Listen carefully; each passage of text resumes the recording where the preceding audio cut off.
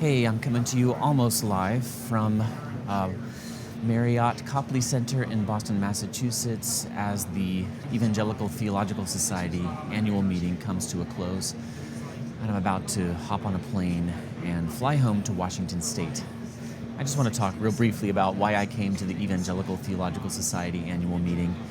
And I'm not totally sure this will be of interest to everyone, but I think it ought to be. If you watch my channel, then you benefit from the kind of work that is made possible by all the men and women who come and present papers at conferences like this, who talk at the bookshops and bookstalls with acquisitions editors about producing the books that are on your shelves, the books that I recommend in videos, the books that I myself use when I'm trying to put together sermons and Bible lessons and blog posts and articles and book chapters and YouTube scripts. There are, I don't know, maybe 2,000 evangelical PhDs who come to the Evangelical Theological Society annual meeting. I mean, maybe I'm way overshooting it. There's about 2,000 people here, I would guess, if you include all the folks that work for evangelical publishers. These are the Bible professors at the seminaries around the country and the world. These folks have to agree to a doctrinal statement that has two aspects to it. One is biblical inerrancy, and the other is Trinitarianism. Unless that sounds like too thin a doctrinal basis, it actually, I think, is just a practical limitation around the institution so that you don't waste your time with people who are just openly unbelieving, but the ideas you encounter are those that actually have an impact on your local evangelical church, whether you like them or not.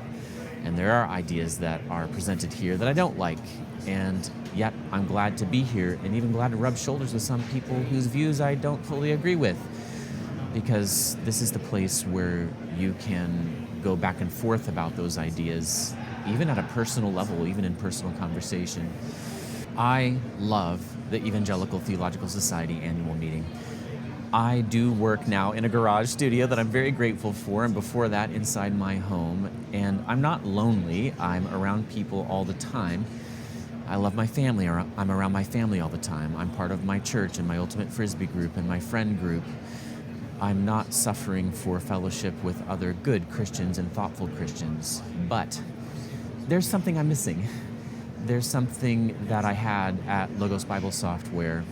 I was enjoying it as well in my BJU Press days, and that is working around people all the time who are smarter than me in the areas that I really care about most. And I don't want to rest too much on education. In fact, one of my favorite guys at my church is, and my teacher's pet in this senior Sunday school is a converted Amish man who, as far as I know, has no education beyond the 8th grade, but when he asks questions or makes observations about the Bible, you can tell he's put years into it. So you don't have to have the degrees to be like that. You can be like this ex-Amish converted man in my church, wonderful man. But for me and for many other people, the kinds of depth that we wanted to go to with Scripture required us to seek out live teachers and the structure that comes with classrooms. And so there just is a great joy in rubbing shoulders with people that have the same kind of training that I do, that have the same kinds of interests that I do, and are smarter than me. We can talk about stuff and they can make corrections. I had dinner the other night with my longtime friend, Annie Naselli, and with our mutual friend, a pastor, a very gracious and gifted man, Joe Tierpak. And Andy at one point said to me about something I said about the use of Greek in the pulpit, I don't agree with that. Where else can I get very well thought out opinions from people who do not agree with me about something? Yes, I can get those in the YouTube comments, but I have to say they are thicker on the ground here. I cannot take 2 steps, and this is often literally true, without running into someone with whom I can have an immediate, enjoyable, edifying, nerdy, Bible-focused conversation. My former colleagues from Logos, they've now scattered to different companies and evangelical parachurch ministries, and some are teaching in various capacities. People I've worked with on projects. Let me tell you some of the other highlights for me. I'm not going to name drop, except maybe one. just something I'm really grateful for, a conversation I had. I'll talk about that at the end. I'm rather weary. If I forget, please don't blame me, but I don't think I'm going to forget. I came mainly for the socialization. I need to talk to other people who can inspire me and encourage me to do more hard work. From that little garage all by myself out there way on the edge of the country, I flew from ocean to ocean, from sea to shining sea the other day, Tuesday, and now I'm doing it again in a couple hours. I came to talk to people who know a lot, and I did that. I got to talk to so many people who write the kinds of books that you read and who can give me opportunities to do the same. And it's not a vanity project, it's a service project. I talked with someone this morning who's a major leader in young earth creationism and scholarly defenses of it. I have reviewed his book on my channel. I won't drop his name because I may or may not actually be asked to help with the project that I volunteered for. Something that he's doing that looks really promising, that brings real scholarly ability and gracious tone along with it. That's something that I talked about.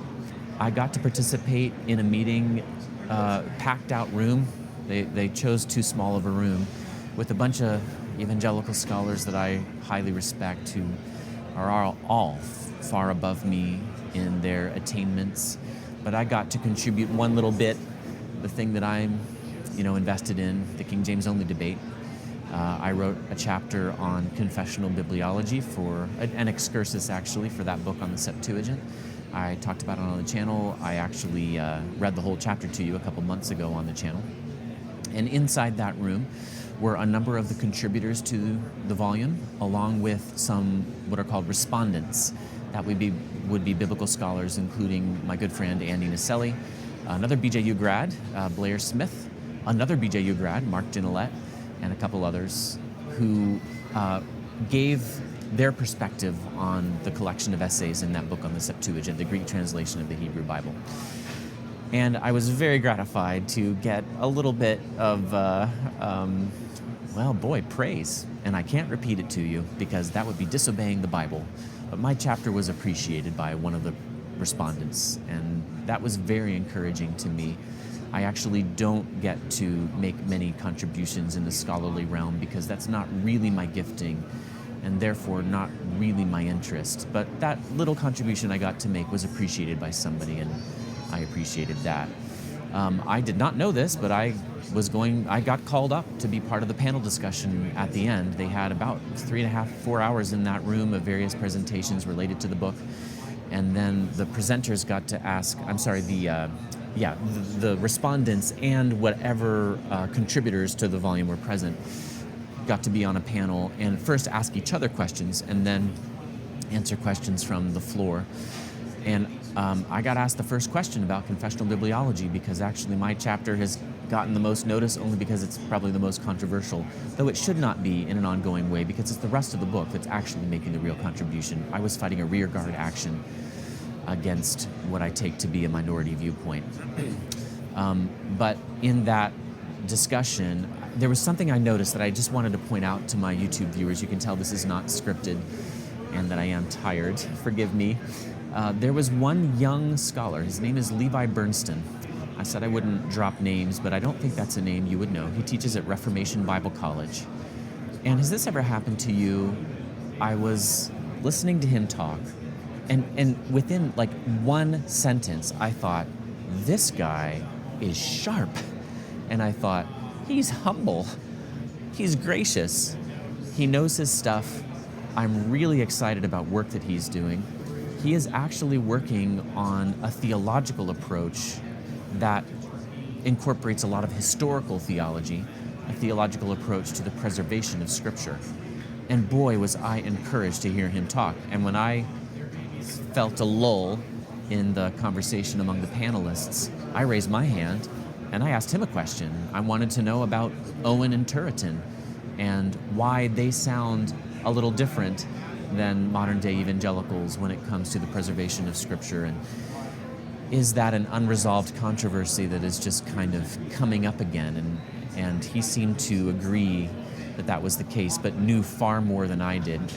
What really stuck out to me about this that I wanted to mention to you was that, I wonder if people out there in the church, if they really understand what hard work it takes to be a Christ-serving, church-serving biblical scholar. I do not call myself a biblical scholar because I think scholars, they advance the discipline, and that's just not something that I do very often, very seldom. I'm a popularizer, and I magnify mine office. I enjoy taking what I learn at places like this and from people like this that are passing behind me right now, and sharing it with the church. But I can't do that. I can't do that unless people like Levi spend hours and hours and hours and years and years and years reading and reading and reading, and being able then, after all that work, to give confident, humble answers to important questions. I have gotten out of the King James only debate, and I am no longer publicly involved, though I have promised that when my new books come out on King James stuff, I will talk about it a bit again. I'm not publicly involved in that debate, but I'm still interested and aware of what's going on. And Levi has done important historical work, looking back at what the Protestant scholastics, those who cemented the Protestant tradition that we all rely on, whether you think you do or not. If you go to an evangelical church, that church would not exist without the Protestant roots that have fed it. Again, so many Protestants, I fear, are just unaware of that fact. Well, Levi has dug deep into that tradition and come out with, I think, real gold. I cannot wait to see his book. And I asked him, I said, it's okay if you and the publisher don't want me, but I would love to endorse that book. Just from hearing you talk, I know I'm going to agree with it and going to appreciate it greatly. I got to talk to numerous biblical scholars who are interested in New Testament textual criticism or in Bible translation or in countless other fields. Got to meet new people. I got to meet some of you, folks that came up and encouraged me and thanked me for my work on YouTube. And I want you to know that those kinds of words, those kind words, are very much appreciated. They're necessary. I can't have too many of them because I am of the flesh as well. All flesh is as grass. You know my frame. I'm just dust. Praise can go to your head. You don't want only praise. You need some censure as well to keep you humble. But there are times when it just feels like the Lord brings along encouragement right when I need it. And now is one of those times. I'm so thankful for those of you who came up to me. Here's the name I really wanted to go ahead and drop, and that is Gavin Ortland. And when I got to talk to him, I knew this is probably going to happen. We had a very edifying conversation. It was especially precious to me because it felt like here's somebody who's far above me on the YouTube chain, right? His numbers are better than mine. That's okay. We're on the same team, and despite some disagreements, okay, I don't have his same position on creationism, for example, but overall, I have the greatest appreciation for him. I am rooting for his success, and to be able to just bear one another's burdens of difficulty and of success on a platform like YouTube, to talk to somebody else who understands how this weird and kind of, I guess I would say, new calling. That's the way Gavin and I both talk about this work, how this works. That was deeply encouraging and moving for me. I don't want to betray any confidence. I haven't said anything about Gavin or what he said that he hasn't said on his channel. I know that he understands the daily challenge on YouTube represented by Proverbs 26:4-5. Answer a fool according to his folly, lest he be wise in his own conceits. Answer not a fool according to his folly, lest thou be like unto him. He understands that, and that just was a boon to my heart. I saw Jordan Cooper around here. I almost got a chance to meet him. I haven't yet. I probably won't get a chance to meet him. There were a couple other YouTubers around here. Maybe we'll have a confab next year. We'll see. I wanted to share with you some of the benefits of the Evangelical Theological Society. Let me be a little more practical now, talk about what goes on here. Hundreds of papers were delivered on all kinds of topics, Old Testament, New Testament, church history, although I think that does not dominate or predominate at all here. Historical theology for sure does, textual criticism of both testaments, Bible translation, pedagogy, how exactly are you supposed to teach? I went to one session. I didn't go to very many sessions because I just was talking with people all day long. But I went to one session that was about AI use in the classroom. I do have some interest in that as I'm looking into doing some teaching next year. These are things that professionals, people who are called to teach in Bible colleges and seminaries, they need to get together and pool their wisdom about. And I was grateful to receive some of the wisdom there. I didn't say very much at this conference in any official session. The only time I spoke was in that panel discussion. But I'm so grateful for the gifts that God has given, that Christ has given to his church. This is Ephesians 4 passing behind me right now. It's the pastors and teachers that Christ has given. And to me, the value of their teaching, though they're not perfect, as I am not, though I don't agree with every single one of them on every single thing, and you probably don't agree with me on every single thing either, nonetheless, the value of that is incalculable. These are inerrantist Trinitarians, and the Wesleyan Arminians and the Calvinists can benefit from one another, and they do. I believe in something called evangelicalism. It really exists. There is something that unites us despite all of the things that divide us all the time. And the Evangelical Theological Society is a place where you can have conversations between groups that don't have to play out in full public. I find that to be really valuable. I said I get practical. All those papers, there's hundreds of them. You can't attend even a small fraction of them.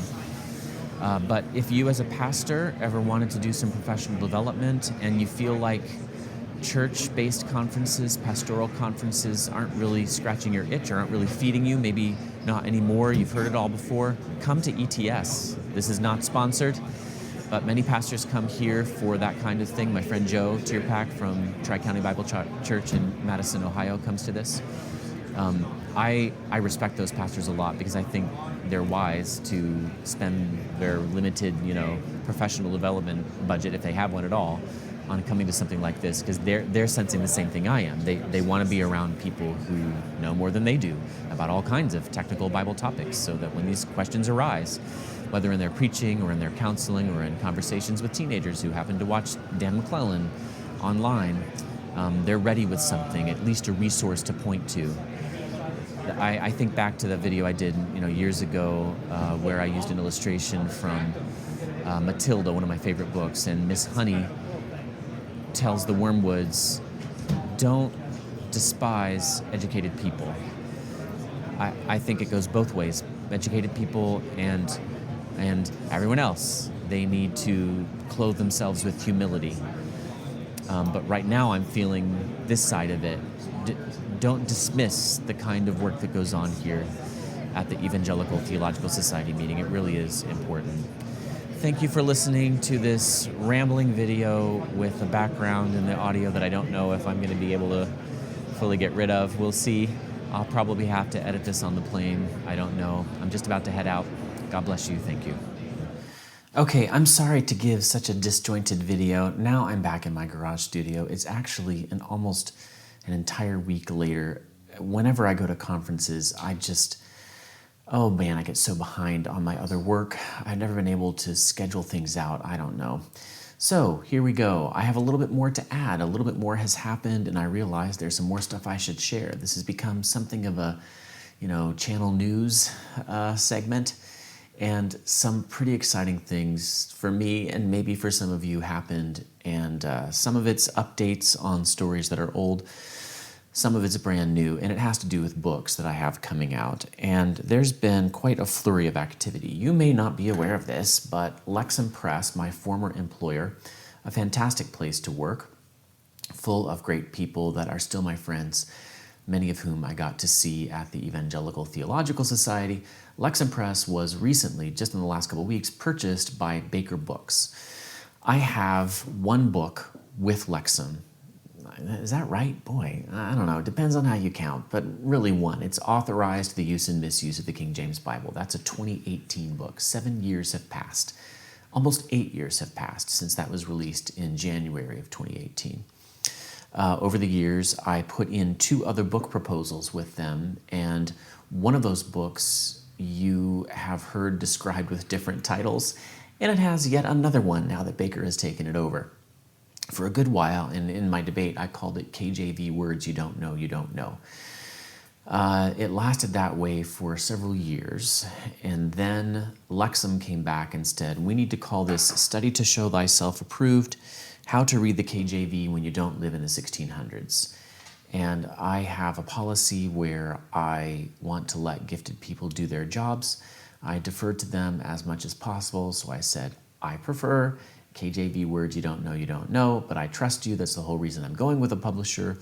I figure with your gifts and talents combined with such as mine are, we can reach more people, and I'm assuming that your titling instincts are better than mine. So we went with that. I did some tweaking. There were actually several other options. I posted this on Patreon some time ago. Well, now Baker has bought this contract along with dozens of others. I mean, I don't know, 100-something others, and many, many other books, including some that I worked on as editor and maybe as contributor. It feels like one of them has got to be. And they are now offering the title, What Saith the Lord? Unfortunately, however, in their first email to me, they spelled it Saith, S-A-Y-E-T-H, and I corrected them because that form does not occur in the King James. What saith the Lord? How our changing language shapes the way we read and misread the KJV Bible. I think that's got a nice little echo back to the title of Authorized, the use and misuse. Here we've got the reading and misreading. I think that's a pretty brilliant opening title that grabs you. What saith the Lord? That is it kind of rhymes with thus saith the Lord, a still common phrase.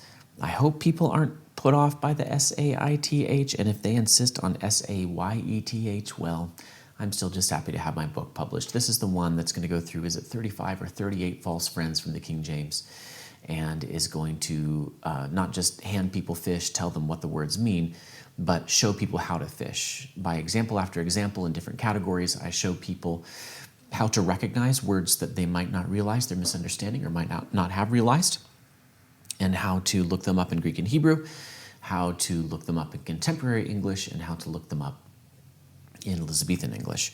I'm really, really excited about this book. This book quotes only 2 modern translations. That's the Modern English Version and the New King James Version. Both are TR based. So anybody in the King James only world who says, well, we can't trust this book because it uses the critical text, it just doesn't. It doesn't even quote or mention, I think, aside from the preface where I explain that I'm not going to mention it, doesn't even mention a critical text Bible such as the ESV or NASB. I would love to see this book get used in King James only colleges. I would love for King James only Bible teachers to say, I don't agree with Mark Ward about the text of the Bible, but this book helps you understand the translation of the Bible that we all hold in our hands, the King James Version. That title is not absolutely finalized, but I sure hope it is. I just want it to be done, and that'll come out in 2026, Lord willing, in the fall of 2026. So we've got another year to wait. Okay, the next book that Baker bought from Lexham is keeping the same title Lexham gave it, The Parallel KJV New Testament, 2 Greek traditions, Textus Receptus and Critical Text, with 2 English translations, King James versions, original and modified. That is the KJV Parallel Bible put to print, and it's just about to go out for endorsements. If you have any brilliant ideas as to whose endorsements might be possible for this book, I'd love to hear from you. We're trying to hit my editor there. It's actually going to be with Bethany House, which is one of Baker's imprints, and my friend Todd Haynes that I used to work with at Lexham. He along with several other staff members, were brought over in the Baker acquisition. I'm really glad for him. He's a really gifted guy. He's one of the last people I saw before I recorded the last portion of the video that you saw. I was with him down in that, at the bottom of that atrium. Sharp guy.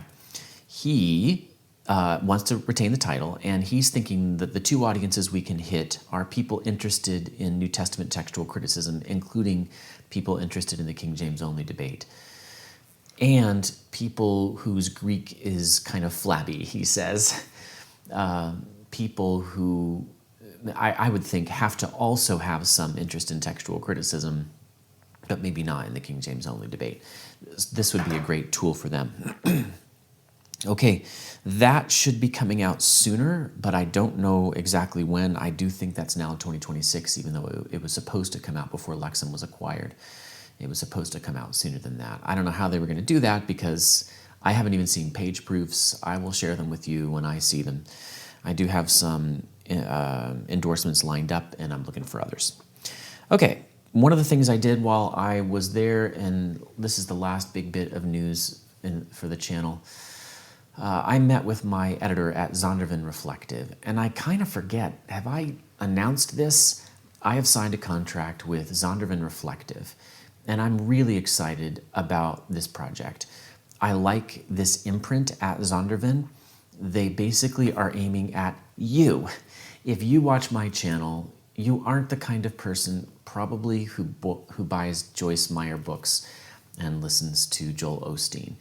Neither are you, maybe, I would assume, a scholar. I don't seem to talk to many scholars. They don't listen to me, and that's fine. I don't listen to certain other Bible teachers for whom I have great respect, like John MacArthur and Mark Dever. I don't listen to their sermons because they're not aimed at me. I don't tend to read their books because they're not aimed at me.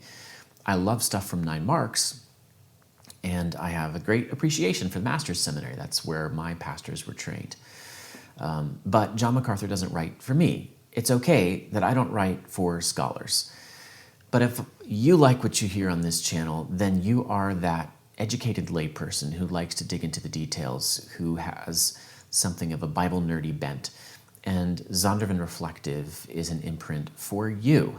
There are Bible study materials there, along with theological books, and Words Gone Wrong, Bible Study Errors and How to Fix Them, which is due from me in September of 2026, and due out, I think, a year after that, will be something like D.A. Carson's Exegetical Fallacies, but with the cookies on the shelf immediately below the one that Carson wrote for. So Carson wrote, as I recall, with untransliterated Greek and Hebrew. It's been a while since I've seen the page proofs for the 3rd edition of that Andy Naselli is doing, but that's what I recall. And the concepts are advanced, and you're just not going to get as much out of it if you haven't studied Hebrew and Greek. But my calling, the people I enjoy talking to, are people who have the capacity to use Hebrew and Greek carefully if given some instruction in how to use it, but haven't actually learned the languages. And that's a pretty fine line to walk because of that Dunning-Kruger effect. There's this level of danger that you face when you only know a little. Well, I've been through that phase myself, and I think there's something I can offer people. I think you've been hearing it on this channel. I've got a lot of energy to pour into this, and I'm trying to arrange my 2026 so that I do less graphic design and more Bible teaching and more writing so that I can really write the best book I possibly can. What's neat about Zondervan, I actually have this manuscript, or this wasn't fully completed, just the proposal shopped out to multiple evangelical publishers. I want my message to get out to as many people as possible. I think there is a niche I can fill that isn't quite being filled by others, although there are plenty adjacent. I shopped it out to like 13 publishers, and I went with Zondervan not only because the editor there was referred to me by my friend Tim Wildsmith and was really interested in getting a book out of me, maybe 2, we'll see. But he was the one editor among them all who did something really well. First, I want to say about all the editors, Brodman and Holman, Crossway, Bethany House was which is part of Baker, Waterbrook, all the editors I talked to, and there were several who wanted the book, and I'm really honored that that's the case. I was really impressed that they just nailed their understanding of it. They saw exactly what I was going for, and they saw through my sample chapter that I wrote the kind of style that I like to use and the kind of audience that I'm aiming for. There was one publisher, I will not name this publisher, who said, we're interested in considering this, but could Mark take out stuff like this, and this that we read in the sample chapter? And it was all of my humor and personality. If you don't like my humor and personality, then you would have loved the book that publisher wanted. But I don't think I can or should write without humor and personality. The personality I have, the humor that just kind of comes out naturally, it's what you're stuck with if you listen to me, though no one's requiring you to listen, so you could turn this off right now. It really is okay. No one will stop you. I am 45, and I know I'm not a beginner anymore. I know what I need to do, and I need to use the voice that I believe God has given me. I need it to be restrained sometimes. The humor isn't always on target, and sometimes it just doesn't land. It isn't funny and is distracting. I need an editor to stop me from doing that, but I don't need an editor to do what they used to do when I first started writing. It was amazing. This happened multiple times with multiple different editors. They would go right for the humor, just nix, until they got to know me, and then they would let it go through. I've had that experience enough times to know I shouldn't do that for the book. Okay, so there's a strength and a little weakness in one publisher, a strength among the publishers. They saw what I was going for. They understood my voice, such as it is. But there was one publisher that had a particular strength, and that was Zondervan Reflective, and the editor there, his name is Dale. He's about my age. He's a former pastor, sharp guy, a neat story, went to Westminster Seminary, California, and now serves the Lord with his editorial gifts. He actually came back to me with a counterproposal. So I proposed the top 20 Hebrew and Greek words every Christian should know. I wanted to use the basic study and basic material that I wrote for the Right Now Media course and see if I could turn that into a book. And he said, instead of taking 5 linguistic principles and applying them to 20 Hebrew and Greek words, which is what I planned to do, that was my proposal, and that is what I did in the Right Now Media course I did on Hebrew, and I hope to do one on Greek. We'll see if they let me. If my videos do well, they will. He said, instead of doing that, let's take the 5 principles and make them the book and apply them to whatever words are most helpful. And I just thought, bam, that's it. That's what I want to do. That is sufficiently distinguished from this other project, which is landed at Right Now Media, and on my channel, by the way, which is the only thing that I have behind a paywall, because I have to contractually. I can distinguish it from that project, and then this book will have the freedom and I think the shorter length, the freedom to look at whatever examples are most helpful, and the shorter length that people have kind of come to expect after reading Authorized. A lot of people commented on that, and I'm going to try to make this book go along at a good clip, but give you as much as I possibly can. That is my prayer. That's my goal. If you lasted this long with me, and I didn't even tell you some of the other writing projects in detail, I can't reveal it quite yet, that ETS helped me connect with. If you got this far, then you are a true Word on Words diehard. Hi Mom, hi Dad, and I really appreciate your attention. These videos aren't, they don't come very often, sort of accidental state of the channel and state of my life videos, but this is what happens when I travel across the country and ran out of time to write a script.